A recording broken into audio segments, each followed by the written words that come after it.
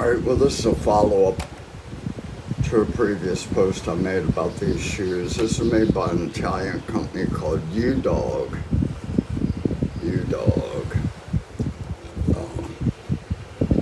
And this is their top-of-the-line road bike shoe. I like these shoes. This is a critical analysis, not meant to be a put-down, but just let you know what I'm thinking after using these for some number of months now. It's interesting to make the comparison because I bought these shoes a few years ago, made by Giro. It's a California company. And they're roughly similar. They're both lace-ups, obviously. They both have this kind of perforated, waterproof covering. They both look good. The design is nice. But there's a couple major differences. Now, I have my own quibbles about Giro's policy of selling your replacement heel pads for $25 for that. Two of them in a pack with the screws they bolt on. Yes, $25. That's indicative of, they're just getting your money, aren't they? For a part that you definitely need if you're going to use these regularly. Now, I've replaced these pads about 3 times, maybe 4. And now you can't find these damn things anywhere on the internet, anywhere in the world. I look at every website, out of stock, out of stock, out of stock. So I had to actually contact Giro and say, what's up, guys? Why can't I get this? Because without that, when it's worn down, I start wearing the sole, and that's not a good plan. So why can't I get these? Well, they were kind enough to find them for me. Probably somewhere in their warehouse they had some. Even on their website they were out of stock. But they found them and shipped them to me, no charge. Thank you. However, that's $25 for 2 pieces of rubber and 4 little tiny hex head bolts that tighten them on. Well, with Giro, at least you get an option of replacing the heel tabs like any good shoe will do. You still see those wear on this. These shoes have been used a lot. Alright, and you can see about the weight of this thing.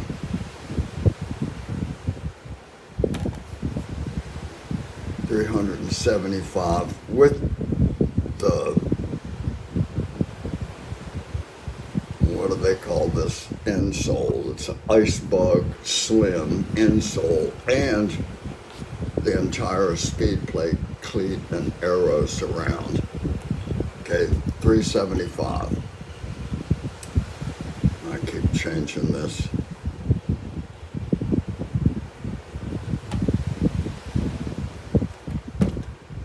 Now this shoe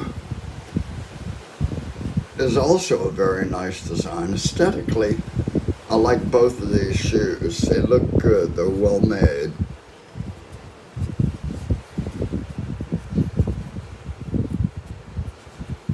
Now this is a Speed Play knockoff cleat that matches to the knockoff pave pedal, what Speed Play used to make, but when Wahoo bought Speed Play, they cut out the pave. But the pave is a cool pedal, it's lightweight. This is a different post I've already done, so you can check that out if you're interested. Actually, I'll never buy Speed Play cleats again because the China knockoff is superior in many respects. Rust resistant metal parts, not rust resistant. Stainless steel bolts that hold the base of the cleat onto the sole of the shoe. These are not. they rust up. So anyway, yeah, and this costs $60 for the pave, and the pave from Speedplay used to run for close to 250 or 300. It's nuts. Anyway, yeah, yay China. They work brilliantly, exactly the same feel riding. The only difference is the cleat protective surround is a different design, not as cool as that. Anyway, that's a different post, and I'm digressing. These shoes with different insoles that come with the shoe, very thin, and the different cleat, 350 grams. Not a big difference either way. Anyway, that's not the major point. The major point is, besides the overall aesthetically pleasing design, and if you like lace-ups, you like them, and if you don't like them. A lot of people just want to dial that in. But most people aren't adjusting the tension on their shoe, on their foot during a ride. Racers do, serious riders probably do. Most people lace them up, get them snug, and go for a ride. They don't think about it. And I think most people with this dial do the same thing. But that costs money and they break and have to be replaced. These are easy to replace if they wear out. Anyway, a couple design things UDog did, and I'll show you a different video and some photos. This tongue looks like a normal tongue, just like this one. It's about the same length. But actually, when you get it from UDog, it's about 3 inches longer, and it tends to roll up like this. So when you go to tie your laces, you're fussing with this big long tongue to get it out of the way to tie it, because it's right there.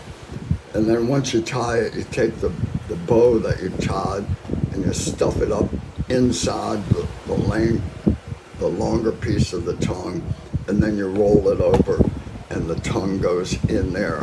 Why? I guess that's an aerodynamic thing. Anyway, who worries about aero with lace-up shoes? It's nothing but turbulence. Yeah, anyway. So I didn't like that. And after a while of going with it and fussing with it, I just said, why am I fussing with that? I don't like that. I've never liked it. I just cut them off.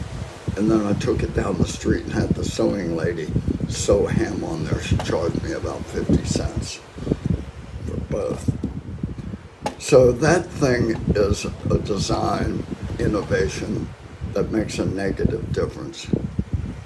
This is a big long strap that way wide. It could be like that, and in fact I may actually get the sewing lady to tie it and make it like that so it's not in the way, because when you lace this up, it's also got a weird lacing style. All right, originally this lace here came through here and then to here and in there and then out again here to there and in and then over here. All right, that's a goofy way of lacing it up, but because of this big tongue, I don't know if it was because of that or not, but it went from here to here, from here to here. Why? That doesn't make any difference whatsoever. In fact, it's kind of a pain in the ass, because when you're lacing them, if these things get twisted, they're really hard to untwist. Now, maybe you're not an OCD boy like me, but for me, that makes a difference.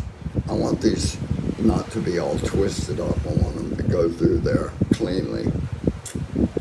Anyway, I didn't like anything about this whole design, but I tried it for a couple months, and finally I just said, bullshit, I'm just cutting it off, make it normal.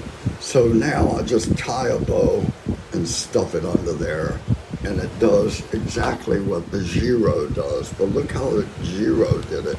They've got a little strap with a tab.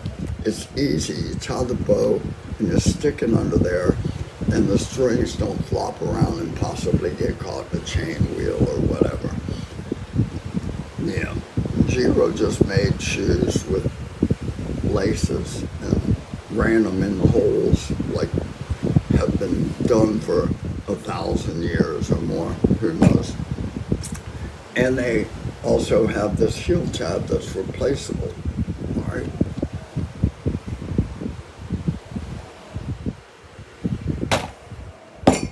What about this?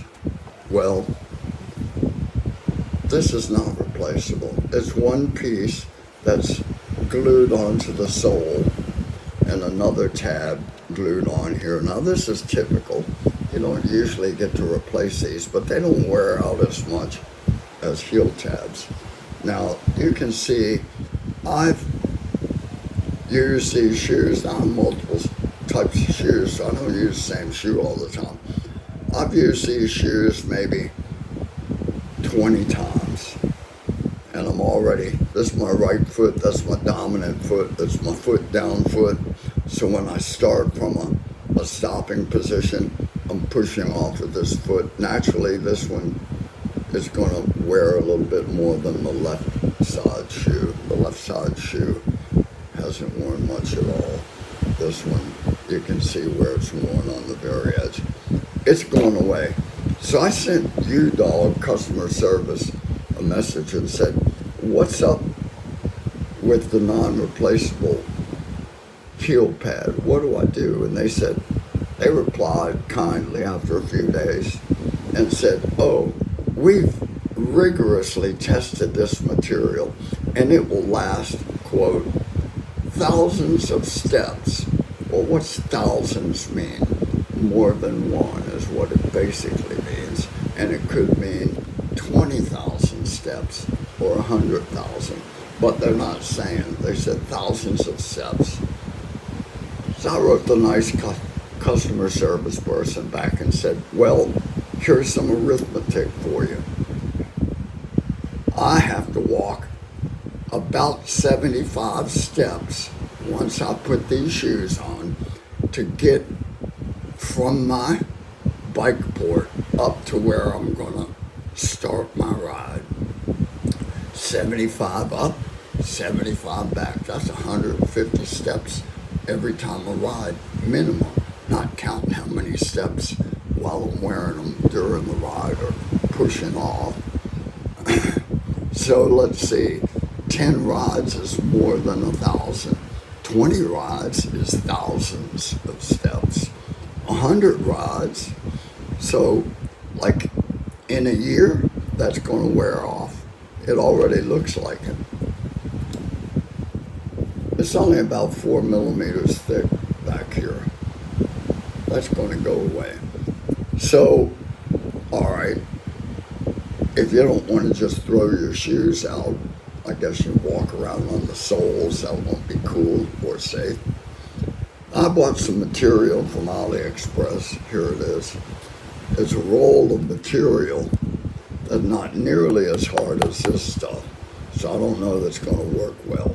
But it's designed to be glued on there. In fact, it's double-sided. There's tape on the inside. I can cut it, fit that, put it on. I don't think it's actually going to work. I have to look for some harder material and cut it and glue it on here. I can figure it out. That's what I do. I figure out solutions. But why wouldn't you just make a replaceable heel tab like most good shoe companies do? Giro does. CD, S-I-D-I, is that how you pronounce it? CD does. Lots of them do. Not UDog. So to me, this is a marketing or a design innovation that's not an innovation. This is a design innovation in the long term that doesn't make a positive difference. So that's my input on these. Otherwise, the shoes work great. They feel good. They look good. I like the look of them when I'm riding. It's cool. I would buy them again once I figure out how this is going to work. But I'm intent on doing that, so I'm going to have these shoes for a number of years. Anyway, UDog, they could do better. Here they put their logo in the heel pad, and it's cut away into the heel pad. I would just soon have more hard rubber than the logo there, which makes no difference. They already have the logo. The logo. They're good on logos. You don't need it here. Anyway, that's a small point, but that's the kind of things I was trained to do as an analyst and got paid to do as an analyst. They should have called me up before they put that in production. Anyway, that's just my one man's opinion for what it's worth. I wouldn't say don't buy them. I would actually say buy them. They're cool shoes if you like lace-ups. Yeah. They also say on the website, don't worry about the white turning dark. It'll easily come back when you just wash it. Well, I've washed these already and it doesn't easily come back. So that's just more sales pitch. They will get dirty, and for most people, that's not a problem. Shoes get dirty when you ride on them. Anyhow, yeah, just so you're wondering, this is the little cleat buddy that comes with Speed Play cleats. You put that in there when you're walking around so you don't get sand and crap up in there, because then that's going to impede the efficiency of clicking into your pedal. Just so you know, the China knockoff does not come with these, but you can buy these separately. They're not expensive, and they do work in here. Well, I've made them work. There you go. That's my UDog Shoes Report follow-up. Thank you.